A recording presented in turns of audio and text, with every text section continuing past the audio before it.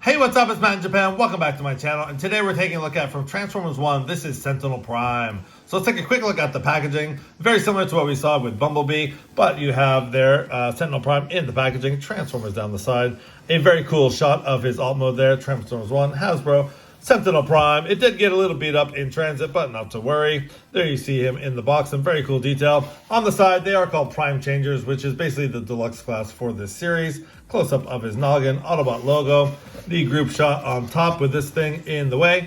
And then on the bottom, you have product info. On the side, again, Transformers 1 with the group shot there. And then on the back is where we see our product images. He does convert in 16 steps to his badass looking robot mode to his badass looking jet mode. So yeah, without further ado, let's bust open Sentinel Prime and see what he's all about. All right, here we have Sentinel Prime out of the box, and before we get into his details, let's take a look at the accessories he comes with. This guy comes with 5 accessories. First one being this sort of shield, or this does create sort of a tail fin for the vehicle mode, but it's done in a sort of brown plastic with some nice sort of darker pink paint on it. Has a little bit of detail, and there's a peg right there, so he can put this on his arm, his forearm. Now this guy is laden with 5mm ports and pegs and things, so really a lot of playability with this figure, which is very cool. So first of all, you can just kind of arm him up and have the shield on his forearm like that. The next accessory is 2 little sort of pseudo null rays, I guess you can call them. Again, done in the same brown plastic or tan plastic with some nice silver paint. A little bit of detail there. And again, these have holes on the bottom, and there are 2 little pegs on his shoulders, so you can peg these on very easily. And again, like I said, there's ports and pegs all over this guy, so you can really customize this guy to your liking, but that's basically what the instructions say. And the last 2 accessories are these 2 tiny little guys, again, done in that sort of tan plastic, sort of little missiles, and I really like these. Very cool, some nice silver paint again, and they have pegs on the back, and these will go on the wings like so, so you can just peg those in like that. And then on the other side, peg these in. Whoa, as I drop them. These are very small, so be careful. They're probably easily lost as well.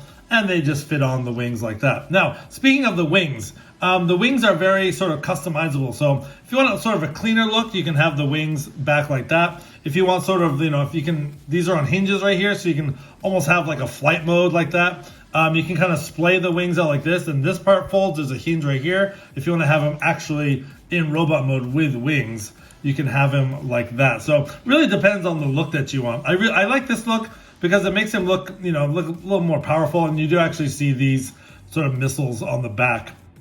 But like I said, fold those back, put those back if you want like sort of just a cleaner robot mode. But yeah, very, very cool. I really like the accessories, and it's very, very customizable, which is very cool.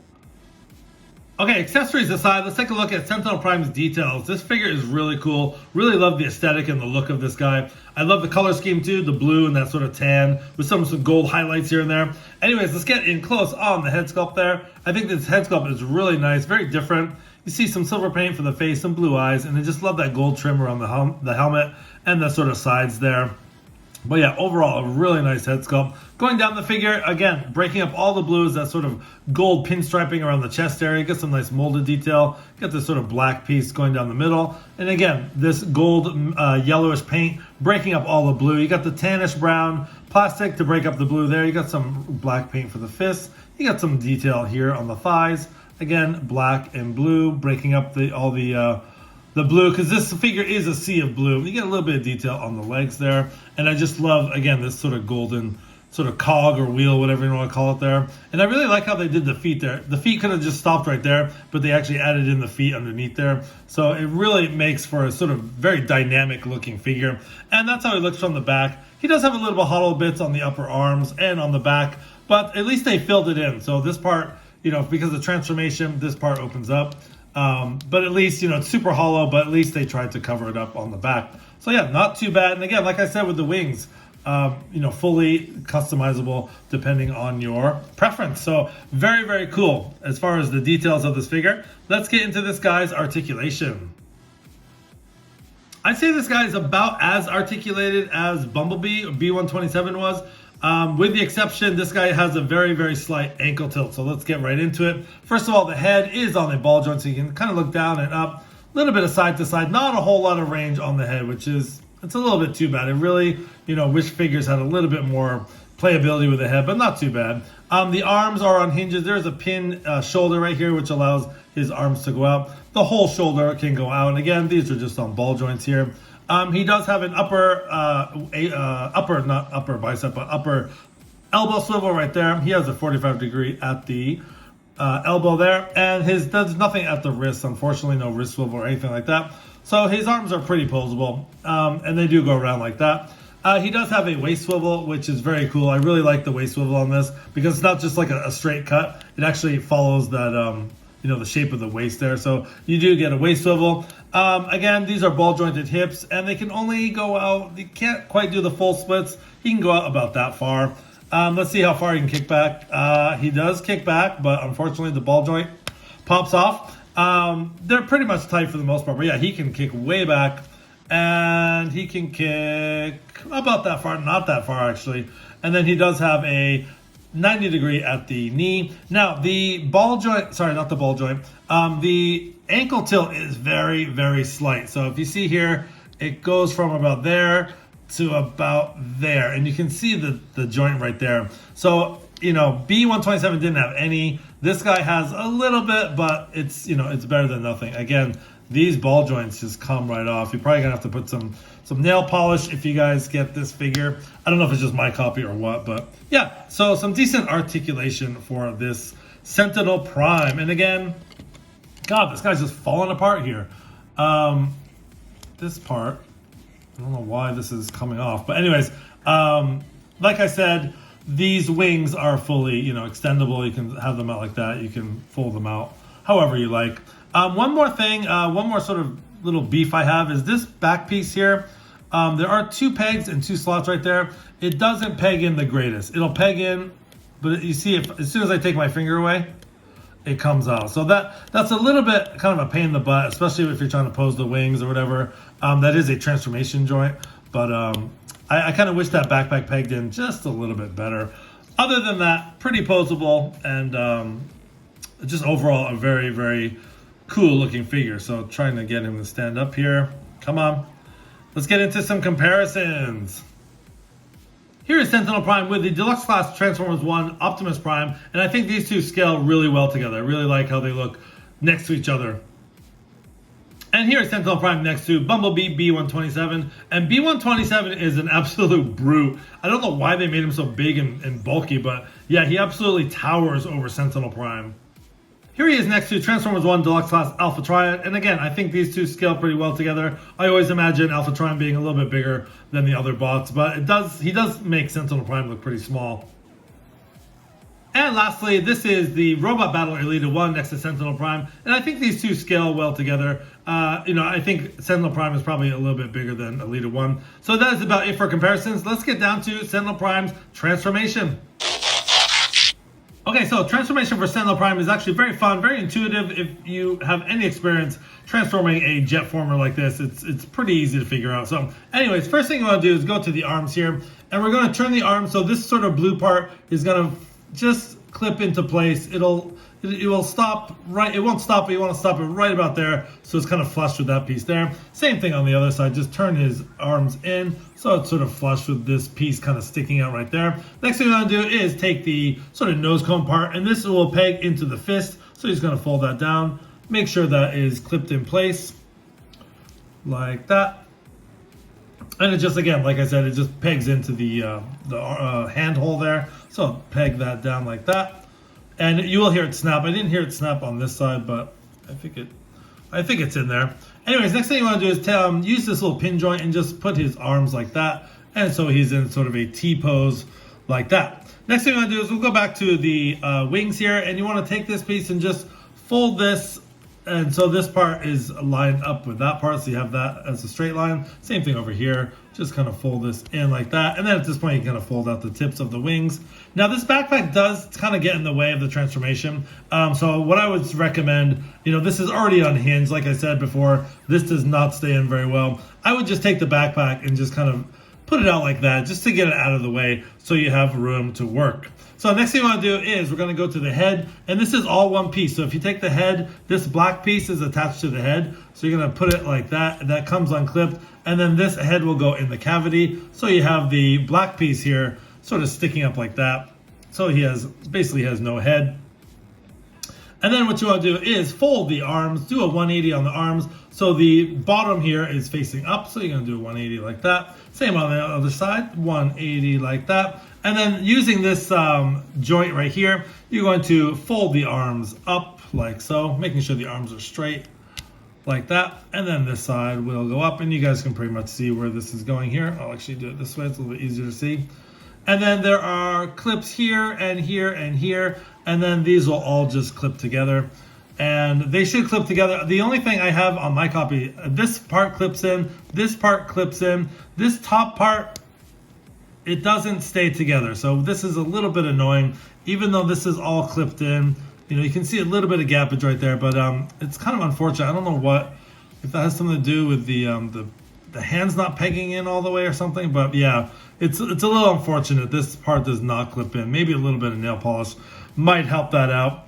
Anyways, next thing we're gonna do is go down to the feet. So we're gonna swing this guy around, and we will, let's see here. First of all, let's open up. We have to turn the feet inwards like that. So we'll turn the feet inwards like that. And then we're gonna come back here and unfold the sort of gap fillers slash wing tips there. So make sure those are out like that. At this point, we can take his feet and tuck them away. So you want to tuck his feet into that cavity right there. And I understand the purpose for the hollow cavity there. That's for the feet right there. So tuck in the feet. And then we're going to sort of compress. We're going to use the knee joint to compress the legs around the hip area. So again, just kind of getting that. If you want some more clearance, just kind of get that backpack out of the way. So what you want to do is take the legs here, and you want to fold them up to about right there, just so there, it stops. So there's no actual stopping point, but you want to just kind of stop it right around there. And then what's going to happen is there are pegs on either side of his chest that are going to peg into slots right there. So basically what you want to do, again, if that backpack is in your way, just kind of get it out of the way. But you're going to take that foot and then tab that part in like so. So it tabs in like that. Again, it doesn't always stay, but we can always do the old transformer squeeze at the end. Again, putting that tab in the slot right there. So there you have the legs all folded up like that. And then again, this can get in the way, so move it out of the way. And then these sort of the gap fillers from the back will also clip into place like that. And just double checking that these are tabbed in. That side looks good, this side looks good.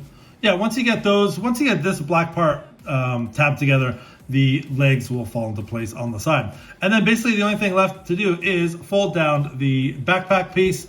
And this is, I'm not sure there are any tabs connections.